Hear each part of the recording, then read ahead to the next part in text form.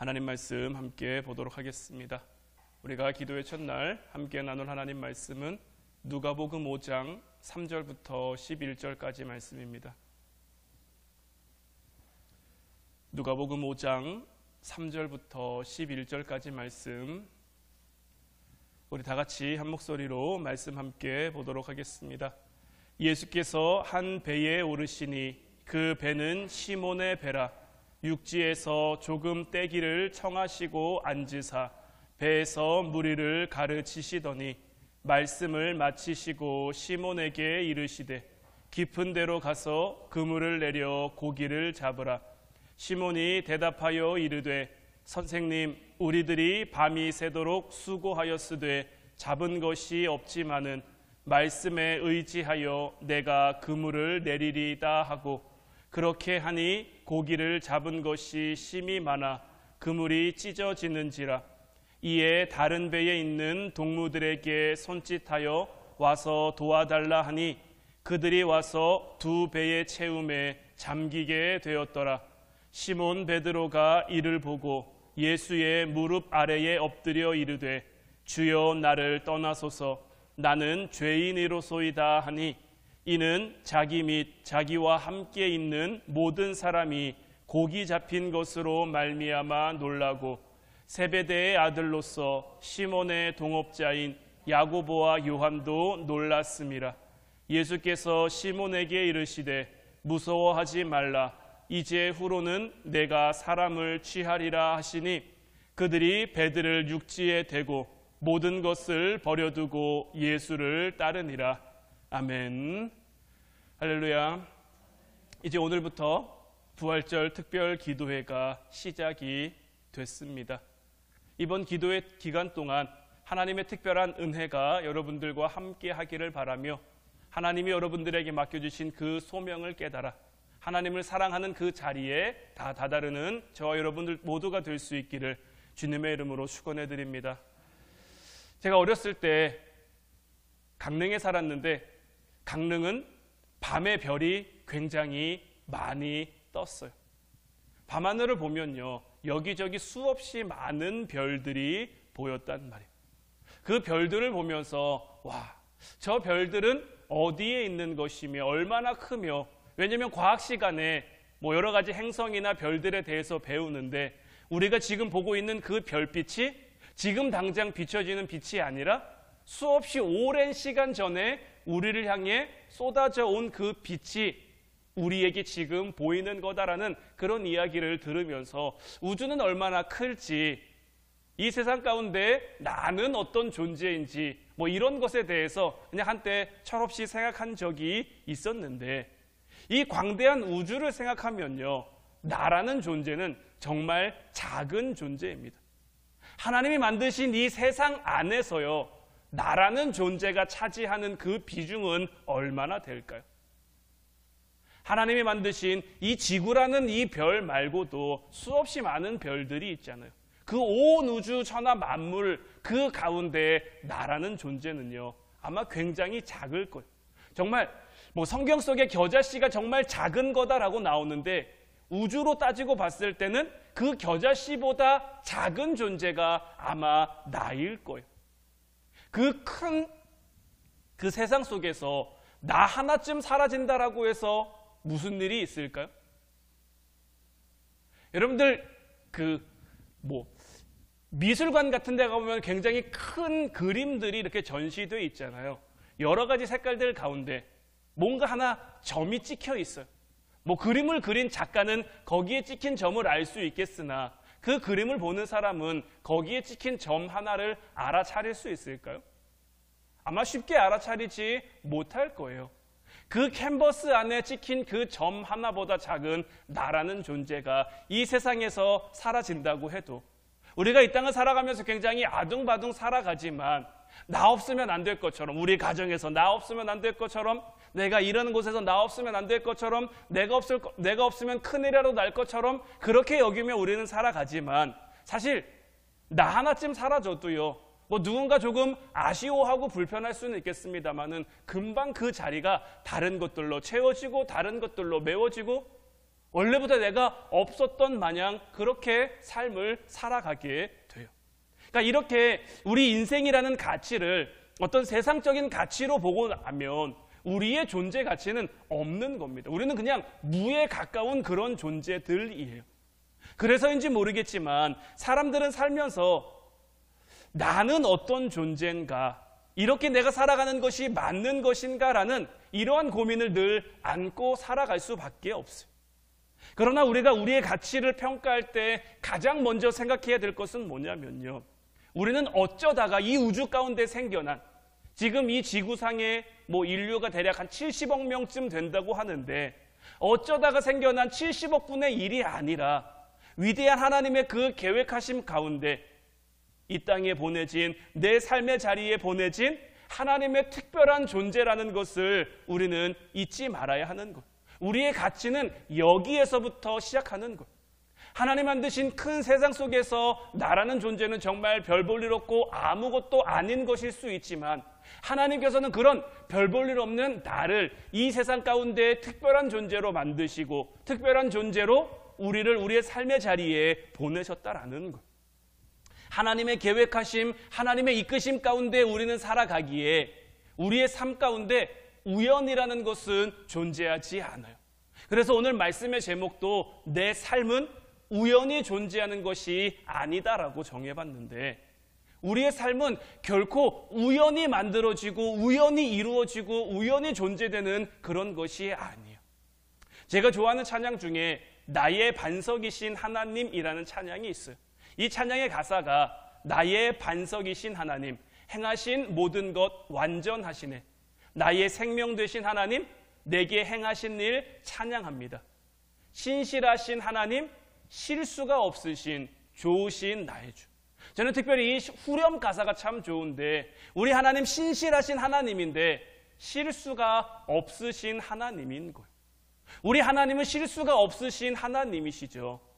우리가 우리의 인생 가운데 때로는 이해하지 못하는 일들을 겪을 때마다 실수가 없으신 그 하나님을 기억하며 그 하나님을 바라볼 수 있어야 되는 거예요.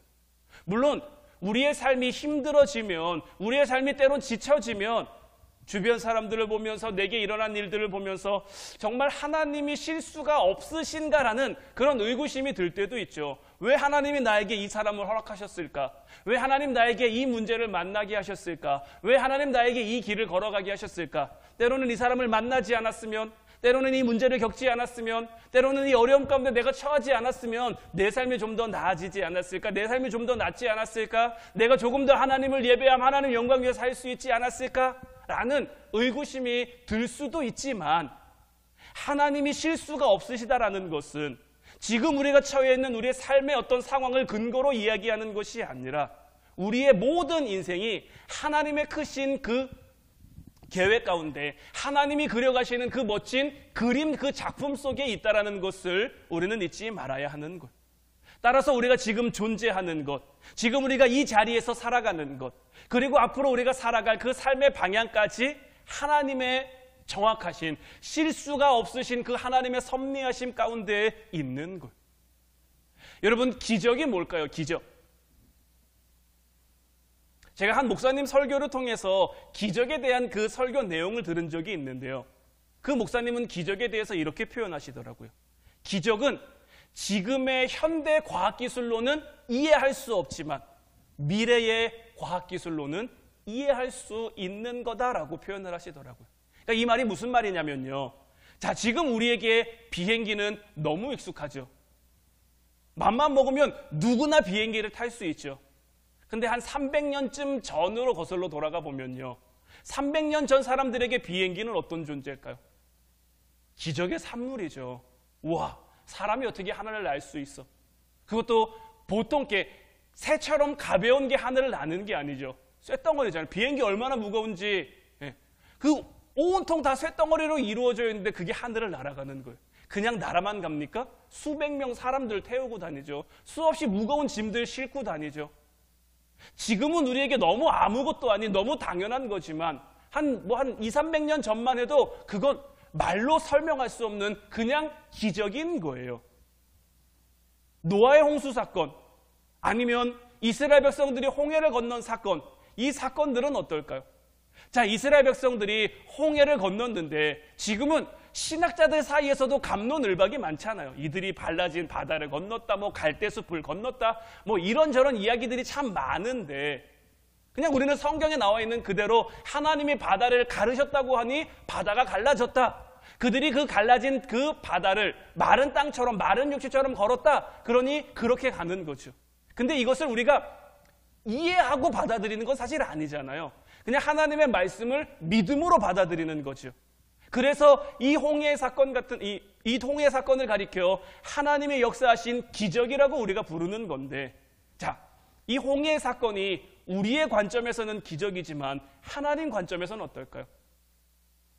마치 우리는 지금 300년 전 사람들이 비행기를 보는 것과 똑같은 거예요. 하나님 관점에서 홍해가 갈라지는 건요, 기적이 아니에요. 그냥 당연한 거고 그냥 익숙한 거예요. 하나님 관점에서는 아무것도 아닌 그러한 일이지만 지금 우리는 이해할 수 없으니까요, 그것을 온전히 우리가 해석하거나 받아들일 수 없으니까 기적이라는 말로 표현을 하는 거죠. 그래서 천국을 가리켜 이 목사님은 어떻게 표현했냐면 최고의 초월적인 역사, 그리고 최고의 과학이 만나 있는 곳이 하나님 나라다, 이렇게 설명을 하시더라고요. 그러니까 하나님 나라가 지금 우리가 가보지 않았잖아요. 그냥 대충 하나님 나라를 경험해 본 사람들이 아니면 성경에 나와 있는 그 사람들의 말을 통해서 하나님 나라가 이런 곳일 것이다 라고 생각을 하고 그렇게 받아들이는 거지. 근데 막상 우리가 하나님 나라에 가보면 하나님 나라가 어떤 곳인지 확실하게 알게 될 텐데, 그래서 그런 의미에서 하나님 나라는 정말 최고의 초월적인 역사와 최고의 과학이 만나서 이루어진, 그러니까 이 과학이 지금 우리가 알고 있는 그 과학이 아니라 어떤 하나님의 역사하심, 하나님의 일하심을 가리켜 이렇게 표현을 한 거죠. 근데 사람들은 그러니까 말로 설명할 수 없는 일, 말로 이렇게 해결될 수 없는 그런 일들을 만나고 그런 일들을 경험하게 되면 자꾸 뭘 갖다 붙입니까? 우연이란 말을 갖다 붙이는 거예요. 오늘날 과학기술이 참 많이 발달되어 있는데요, 이 발달된 과학기술 가운데도요, 우연이라는 걸 갖다 붙이는 게 참 많더라고요. 페니실린 주사가 여러분들 어떻게 만들어졌는지 아세요? 푸른 곰팡이에서 우연히 발견됐대요. 그 푸른 곰팡이, 빵에 핀 푸른 곰팡이를 바라보다가 우연히 그 페니실린에 대한 생각, 영감을 얻게 됐고 그것이 발전돼서 만들어졌다라고 하더라고요. 이 세상 사람들은 말로 설명할 수 없는, 말로 해결될 수 없는 그런 것들을 만나면, 사람의 상식과 어떤 사람의 경험을 넘어서는 그 이해할 수 없는 그 상황을 만나면 자꾸 우연이라는 말을 갖다 붙이는데, 하나님의 주권과 하나님의 섭리 안에서는 절대 우연이라는 것은 없는 거예요. 지금은 내가 이해하지 못하니까 우연이라는 말을 사용하는 거지, 우리가 하나님 나라에 가서 우리의 삶을 명확하게, 하나님의 정확한 그 섭리를 명확하게 바라보게 되면, 내 삶이 이랬구나, 내가 이런 길을 걸어왔구나, 내가 이래서 이렇게 됐구나라는 것을 명확하게, 이게 우연이 아니었구나라는 것을 명확하게 깨달을 수 있게 되는 거죠. 룻기 2장 3절로 4절 말씀을 보면요, 룻이 가서 베는 자를 따라 밭에서 이삭을 줍는데 우연히 엘리멜렉의 친족 보아스에게 속한 밭에 이르렀더라. 마침 보아스가 베들레헴에서부터 와서 베는 자들에게 이르되 여호와께서 너희와 함께 하시기를 원하노라 하니 그들이 대답하되 여호와께서 당신에게 복 주시기를 원하나이다 하니라. 자, 룻이 이제 시어머니 나오미를 따라서 고국으로 돌아왔습니다. 그런데 이 과부 둘이 뭘로 먹고 살아갈 수 있겠습니까? 그 시대 가운데 과부들이 할 수 있는 것이 없으니까요. 그래서 며느리 룻이 어떤 생각을 했냐면, 내가 이제 추수 때가 됐으니까 밭에 나가서 이삭을 좀 주워 보겠습니다. 그 흘린 이삭, 왜냐면은 율법에도 흘린 이삭, 밥 모퉁이는 과부와 고아를 위해 남겨두라고 하잖아요. 그러니까 그런 거라도 거두어 오면 어머니와 내가 좀 먹고 살 수 있지 않겠습니까? 라는 마음에 내가 나가서 그러면은 이제 이삭을 좀 주워 오겠습니다 라고 나갔는데, 누구의 밭에 이릅니까? 엘리멜렉의 친족 보아스에게 속한 밭에 이르렀는데, 이걸 가리켜 뭐라고 표현합니까? 우연히 거기에 이르렀다라고 보는 거예요. 성경은 굉장히 노골적으로 이 우연이라는 단어를 우리를 위해 사용하고 있는 거예요. 왜냐하면 우리의 생각 속에서 우리의 어떤 이 이해와 이런 것 속에서 이 룻이 그 밭이 보아스에게 속한 밭인지 알고 간 게 아니란 말이에요. 모르고 간 거란 말이에요. 그냥 간 거예요. 그러나 이 모든 것이 결국에는 누구의 큰 그림 가운데 있던 겁니까? 하나님의 큰 그림 가운데 있던 거예요. 우리가 이것을 알 수 있는 단어가 4절을 시작하는 이 마침이라는 단어입니다. 마침. 이 마침이라는 단어는요, 그러니까 히브리어는 외힌네라는 단어인데, 그러니까 이거는 우리식으로 표현하니까 마침이라는 거지, 원래 히브리어 원문 그대로 해석하면요, 그런데 보라, 이렇게 해석해야 맞는 거예요. 그러니까 우연히 룻이 보아스의 밭에 이르렀는데, 그런데 보라는 거예요. 뭘 보라는 거예요? 우연인 줄 알고 갔는데 마침 간 그 밭이 보아스의 밭이에요. 마침 보아스가 어디서부터 옵니까? 베들레헴에서부터 오는 거예요. 만약 베들레헴에서 이때 보아스가 오지 않았다면 룻은 어떻게 됐을까요? 나오미는 어떻게 됐을까요? 하나님이 그리신 그 계획은 하나도 이루어지지 않았겠죠. 이 모든 것들이 하나님이 보라는 거예요. 하나님이 계획하신 그 그림대로 하나씩 이루어져 가고 있음을. 룻이 이삭을 주우러 우연히 어느 밭에 갔는지는 몰라도 그 밭은 보아스에게 속한 밭이었고, 그 보아스는 누구의 계획 가운데 그 밭에 등장한 겁니까? 하나님의 계획하심 속에 등장한 거예요. 더더구나 이 보아스는 그냥 지나가는 사람이 아니죠. 엘리멜렉의 친족. 엘리멜렉이 누굽니까? 나오미의 남편이었던 사람이잖아요. 그러니까 남편의 친족인 보아스. 그러니까 이 보아스도 뒤에 나오지만 이 나오미의 기업물을 짜 가운데 한 사람인 거죠. 하나님이 그리신 그 큰 그림을 바라보지 못하면요, 그냥 이거는 우연히 그렇게 됐다고 할 수밖에 없는 거예요. 내가 나갔는데 우연히 그 밭이었다. 내가 나갔는데 우연히 만났다. 내가 나갔는데 우연히 그 사람과 관계가 맺혀졌다. 왜냐하면 설명할 수가 없으니까요. 이해할 수가 없으니까요. 이걸 다 우연이라고 할 수밖에 없지만 하나님이 그리신 이 큰 그림 속에서 이걸 바라보면 어떻습니까? 우연은 없는 거예요. 하나님의 계획하심이 하나부터 열까지 차근차근 이루어진 거예요. 물이 하늘에서 비를 통해서 내리든 뭘 통해서 내리든 어떤 줄기를 타고 내리든 비가 내려오면요, 이 배는 이 물들은 다 어디로 흘러갑니까? 바다를 향해 흘러가게 돼 있는 거예요. 어떤 줄기를 따라 흐르든지 어떤 것을 향해서 흐르든지 결국은 바다에서 다 만나게 돼 있는 거예요. 우리 인생도 마찬가지입니다. 각자 다양한 줄기를 따라 우리의 인생을 살아가지만 결국 어디에 있는 겁니까? 하나님의 주권이라는 그 큰 바다에서 다 모이고 다 만나게 되어 있는 것. 우리가 지금 이 시대에 대한민국이라는 나라에서 태어난 것, 지금 이 시대에 우리가 이 수원이라는 지역에 살고 있는 것, 지금 이 시대에 우리가 이 화운교회에 함께 모여 신앙생활을 하면서 오늘 특별기도회를 시작하고 우리가 함께 말씀 붙들고 기도하는 것, 이 모든 것들은 하나님의 섭리인 거예요. 내가 누구 부모에게서 태어나는지, 어느 지역에서 태어나는지 내가 선택할 수 있습니까? 나는 대한민국에서 태어날 거야 해서 대한민국에서 태어난 사람이 있습니까? 없는 거예요. 태어나 보니까 대한민국에서 태어난 거예요. 태어나 보니까 우리 가족이 이렇게 된 거예요. 태어나 보니까 내 부모가 이런 분들이었던 거예요. 이 모든 것들은 다 하나님의 섭리인 거예요. 이건 우리가 정할 수 있는 게 아니에요. 따라서 우리 편에서 이해하지 못하면 내가 이 가정에 태어난 것은, 내가 여기서 산 것은 우연이라는 말로 밖에 사용할 수 없는 거죠. 그러나 하나님께서는 이 모든 것들을 하나님의 주권과 하나님의 섭리로 이루어 가신다라는 거예요. 창세기 1장 1절 말씀 보면요, 태초에 하나님이 천지를 창조하시니라. 이 말씀은요 굉장히 놀라운 말씀입니다. 왜 얼마 전에 저희 교회에 강한별 자매가 와가지고 그 어머니가 이 말씀을 좀 믿어보려고 굉장히 애를 쓰고 굉장히 기도를 많이 했다라고 하죠. 하나님을 아버지라고 부르고 싶어서. 이 태초에 하나님이 천지를 창조하셨다라는 건요, 하나님께서 시간과 공간을 만드시고 그 안에 우리를 보내셨음을 우리가 온전히 믿는다는 고백인 거예요. 우리는 시공간의 제한을 받기 때문에 하나님의 섭리와 하나님의 그 안목을 우리 안에 다 담을 수가 없는 거예요. 우리는 하나님의 모든 것을 다 담을 수 없는 거예요. 그럼에도 우리의 인생은 어디 안에서 흘러가고 있는 겁니까? 하나님의 주권과 하나님의 섭리하심 속에서 흘러가고 있는 거예요. 모든 사람은요, 하나님이 주신 시간 안에서 살아갑니다. 이거는 뭐 믿는 사람이든 믿지 않는 사람이든 하나님이 만드신 이 세상 속에서, 하나님이 만드신 이 시간 속에서 그들에게 주어진 그 시간 안에 살아가는 거예요. 그런데 대부분의 사람들은 뭐만 보며 살아가냐면요, 자기 시간만 보며 살아가는 거예요. 자기에게 주어진 시간대만 보며 살아가는 거예요. 그래서 눈앞에 있는 어떤 자기 일, 자기 가정, 자기 형편, 자기 문제, 자기 어려움, 이런 것들만 바라보는 근시안적인 사고를 가지고 살아갈 수밖에 없는 거죠.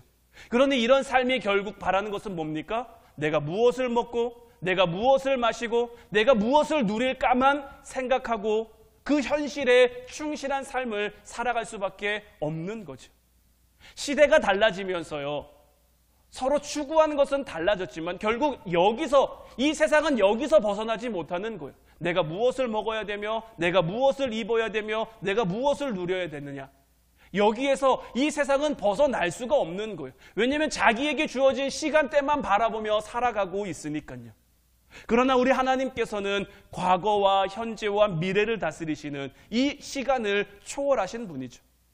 그러니까 우리가 하나님을 만난다라는 것은 어떤 의미냐면요, 그러니까 결국 내 시간 안에 찾아와 주시는 그 하나님을 만나, 좀 어려운 표현일 수도 있는데요, 내 시간 안에 들어오시는 그 하나님을 만나 하나님의 시간으로 내가 나아가는 거예요.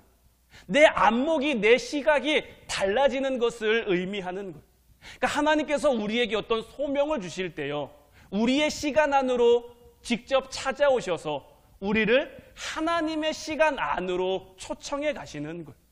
그러니까 우리 각자를 어떤 단편적인 시간대에 놓아주셨단 말이에요. 그러니까 요즘 뭐 영화들 보면 멀티버스 이런 말들이 굉장히 많이 나오는데, 이 멀티버스도 결국은 성경적인 세계관에서부터 시작하고 출발하는 거예요. 하나님께서 내게 허락하신 그 시간대가 있어요. 내게 주신 그 시간대를 통해서 나는 내 삶을 바라보며 내게 주어진 것들을 보며 살아가는데, 하나님의 시간대가 있단 말이에요. 내 삶에서 이 하나님의 시간대를 우리는 바라볼 수 있어야 되는 거예요. 그러니까 이 부분에 대한 얘기를 제가 좀 더 여러분들에게 오늘 쉽게 드리려고 하는데, 그러니까 이런 겁니다. 저는 고3 때까지는 별 이렇게 이렇다 할 꿈이 없었어요. 저는 뭐 되고 싶은 것도 없었고요, 할 줄 아는 것도 없었고요, 그냥 내가 뭐 먹고 살까에 대한 고민도 사실 고3 될 때까지는 크게 가지고 있지 않았어요. 근데 이제 고3이 되고 나니까요, 다들 뭘 준비합니까? 전 입시를 준비한다. 저도 인문계 고등학교 다녔단 말이에요. 인문계 고등학교를 다니니까 다 입시를 준비해요. 고3 1학기 정도 때까지만 해도 다 저랑 같이 재밌게 놀던 놈들이 고3 2학기가 되니까 조금씩 달라지더라고요. 뭐 저마다 갈 수 있는 그런 대학을 찾아가지고 뭐 그 대학을 준비하더라고요. 그러니까 그때가 되니까 뭐 누구 저랑 놀아주는 사람도 없고, 나는 뭐 해야 되지? 나는 뭐 할 수 있을까? 고민했는데 답도 안 나오는 거예요. 그러니까 이게 단지 내가 어떻게 뭐 해먹고 살아야 될지를 모르겠는 거예요. 내가 뭐 어떤 거창한 그런 꿈에 대한 도전 막 이런 게 있었던 게 아니고요. 진짜 내가 뭐 해먹고 살아야 되지? 뭐 하면서 살아야 되지? 이런 거에 대한 고민이 그제서야 저에게 찾아오는 거예요. 그런데 하나님께서 저의 삶에 신이 찾아와 주시는 것이 뭐냐면, 물론 그때는 저는 몰랐습니다. 그냥 그때는 저도 우연이라는 말로밖에는 설명할 수가 없는 거예요. 그때 제 안에 어떤 생각이 들었냐면요, 저희 아버지가 뭐 하는 사람이셨죠? 목사님이셨잖아요. 네. 그때부터 제가 저희 아빠를 좀 살펴봤거든요. 그 전까지는요, 사실 목사님이라는 직업에 대해서 별로 관심도 없었어요. 전에도 한번 고백했습니다마는 중학교 때 그냥 분위기에 휩쓸려 나도 목사님 되겠습니다 손 들긴 했지만요, 그 즉시로 잊어버리고요, 한 번도 목사님에 대한 생각을 가져본 적이 없어요. 목사님이 정말 뭐 하는 사람인지도 제대로 잘 몰랐는데, 이제 그때서부터 좀 이제 제대로 아빠가 뭐 하는지를 살펴보는 거죠. 근데 제 눈에 보여지는 아빠의 삶은 어땠냐면요, 저 학교 가야 되는데 아빠 뭐 하고 있었을까요? 자고 있어요. 물론 새벽기도 갔다 와서, 새벽기도 뭐 4시 반에 일어나가지고 새벽기도 하고 뭐 1시간 기도하고 한 6시 반쯤 주무시고, 저는 7시에 일어나니까요, 학교 가려고. 딱 그 시간대가 안 맞는 거죠. 그러니까 제가 일어나면 아빠는 뭐 하고 있습니까? 자고 있어요. 그리고 제가 이제 학교 갔다 집에 옵니다. 남들, 제 친구들 아빠는 다 회사에서 일하고 야근도 하고 출장도 가고 뭐 하는데, 우리 아빠는 늘 어디 있습니까? 집에 있어요, 집에. 왜냐면 그때는 특별히 저희 아버지 서재가 따로 있지 않고 집 안에 같이 이렇게 있었거든요. 그러니까 저희 아빠는 늘 어디에 있어요? 집에 있어요. 네, 집에 있어요. 그리고 교회에 가면 성도님들이 우리 목사님 맛있는 것도 많이 사주고 뭐 좋은 것도 많이 사주고 좋은 데도 데려가지고 제가 이렇게 보니까요, 목사님이 그리 나쁜 것 같지 않아요. 그렇다고 아빠가 하는 게 크게 어려워 보이지도 않아요. 그냥 주일날 이렇게 예배 시간에 나가서 그냥 성도님들 성경 말씀 읽어주고 좀 좋은 얘기 좀 해주면 될 것 같다라는 그런 생각이 들더라고요. 그래서 요거면 나도 할 수 있지 않을까라는 그 생각을 제가 그렇게 해서, 제가 목사님이 되고 싶어서 신학교에 간 게 아니라 그냥 아빠를 보니까 이거 한번 해볼만 하고 그냥 하면 그냥 괜찮은 것 같은데, 제가 전에 그랬잖아요. 저희 아버지가 저 신학교 가지 말라 그랬거든요. 양들 다 죽인다고 신학교 가지 말라고, 너 신학교 가면 안 된다고. 그럼에도 불구하고 제가 할 수 있는 게 요거는 할 수 있을 것 같다라는 생각이 들어서 신학교를 간 거예요. 그냥 제 입장에서 봤을 때는 그냥 우연히 간 거예요. 우연히.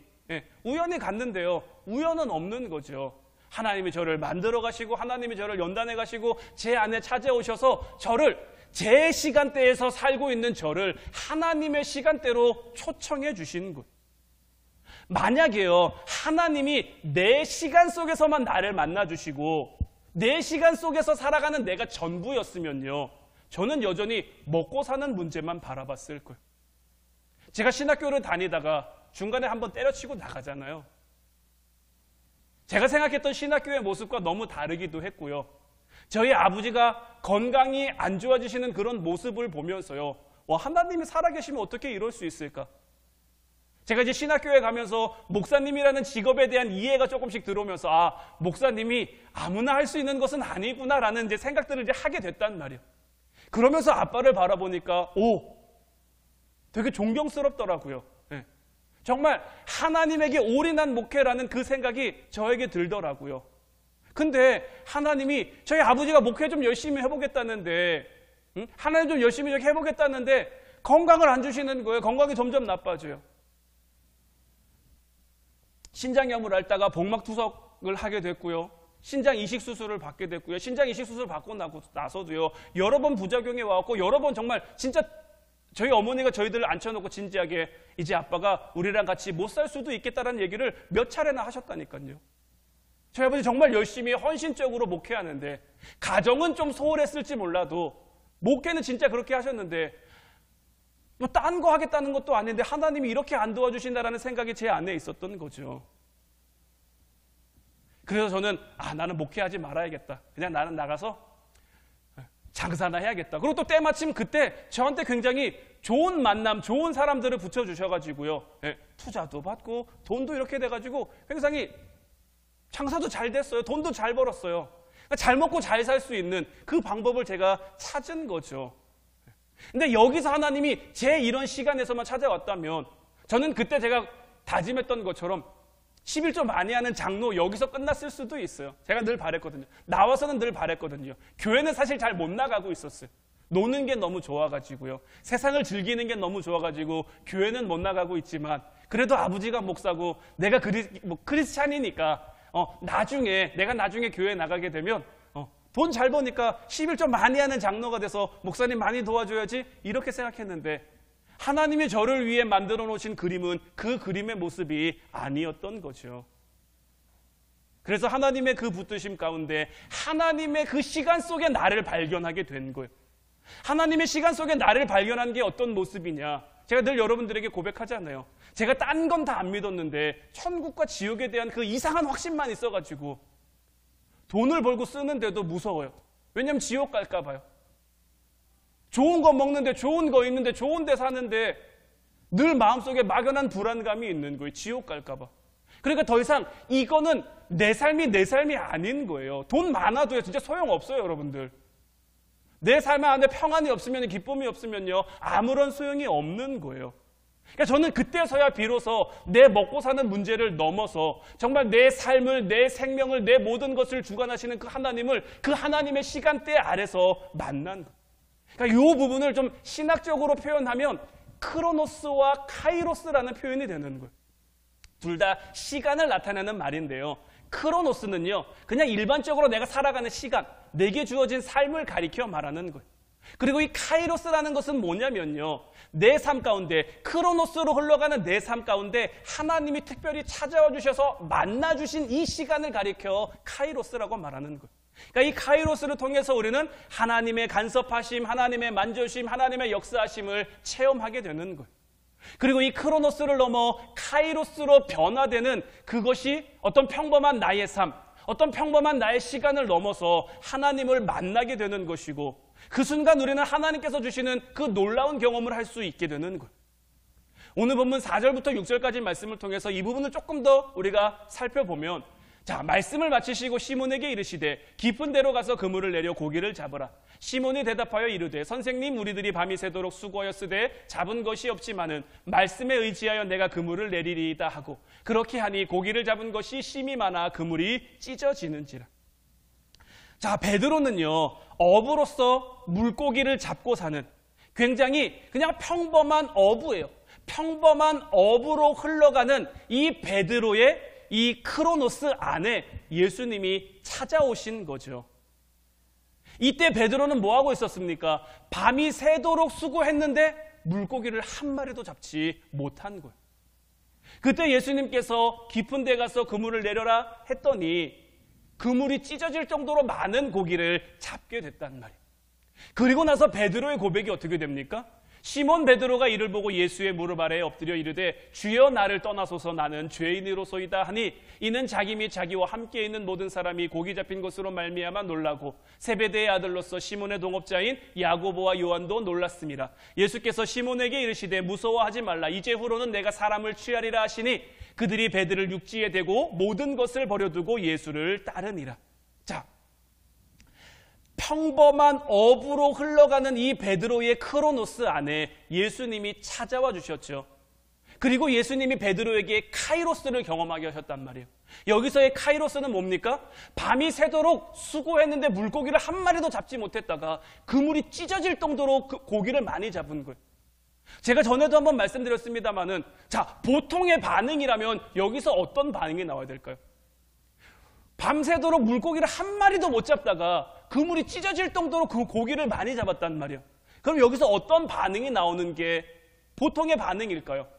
와, 대박! 와, 놀랍다! 와, 예수님, 이거 어떻게 하셨습니까? 여기에 물고기 많은 포인트인지 어떻게 하셨습니까? 저랑 같이 사업 한번 해보시지 않겠습니까? 뭐 이런 식으로 가는 게 어떻게 보면 정상적인 반응인 것처럼 보이지 않습니까?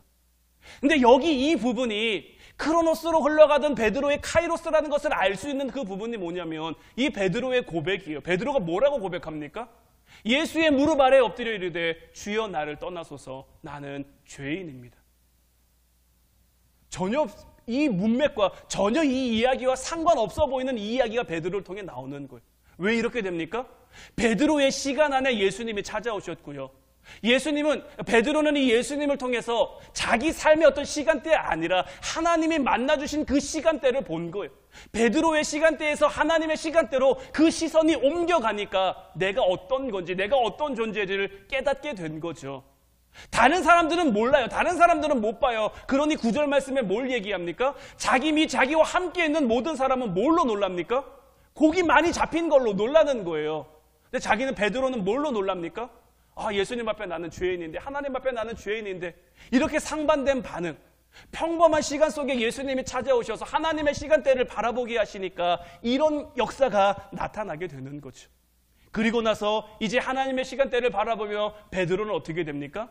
지금까지는 물고기를 잡는 어부였는데 이제는 사람을 낚는 어부로 바뀌어지게 된 거죠. 이제 베드로의 시간대와 주님의 시간대가 이제 겹쳐져 같은 것을 보며 같은 것을 바라보며 나아가게 된 거죠. 물론 하나님께서 주시는 이 소명, 하나님께서 주시는 이 하나님의 시간대를 바라보고 발견하게 된다고 해서 베드로처럼 모두 직업이 바뀌는 것은 아닙니다. 베드로처럼 모든 것이 바뀌는 분도 있죠. 그래서 가끔씩 늦지막히 하나님이 그 신학에 대한 꿈, 아니면 목회에 대한 꿈, 선교에 대한 꿈을 주셔서 그 길을 걸어가시는 분들도 있잖아요. 하지만 대부분은 그렇지가 않거든요. 그러나 이쪽이든 저쪽이든 동일한 것은 뭐냐면요, 삶의 본질이 달라진다라는 거예요. 어제와는 다른 소명의 오늘, 소명의 내일을 살아갈 수 있게 된다라는 거예요. 왜냐하면 지금까지는 예수님을 만나기 전까지 베드로의 모든 관심은 어디에 있었습니까? 내가 어떻게 살아야 되지? 내가 뭐 먹고 살아야 되지? 내가 뭘 누리며 살아야 되지? 여기에 있었던 거예요. 그냥 세상적 관점으로 베드로는 자기의 시간대를 바라보며 산 거예요. 그러나 예수님을 만남으로 인해서 그 시각이 높아진 거죠. 하나님의 시간대를 바라보게 된 거죠. 그러니 이제 자기의 소명을 발견하고 모든 것을 버려두고 예수님을 따르는 삶이 된 거예요. 시간이 많이 갔는데 한 부분만 딱 더 보도록 하겠습니다. 출애굽기 3장은요, 이 모세의 소명장이라고 불리는 장인데, 모세가 그의 나이 80세에 하나님의 부르심을 받는단 말이에요. 모세가 하나님의 부르심을 받는 장면을 보면 이래요. 이 모세가 장인 이드로의 양떼를 치고 광야를 지나 호렙산에 갔어요. 왜 호렙산에 갔는지는 몰라요. 이것도 그냥 이 장면만 보면요, 그냥 우연히 간 거예요. 그냥 가고 싶어서 간 거예요. 그런데 지금까지 40년을 한결같이 해오던 그 일들이니까요. 그런데 이날 굉장히 놀라운 역사가 일어난 거죠. 어떤 역사입니까? 평범하게 흘러가던, 아무렇지 않게 한 40년간 보냈던 그 평범한 일상 속에 하나님이 찾아와 주신 거죠. 여호와의 사자가 떨기나무 불꽃 가운데서 모세에게 나타나신 거예요. 이때 모세는 하나님의 시간을 경험하게 되는 거예요.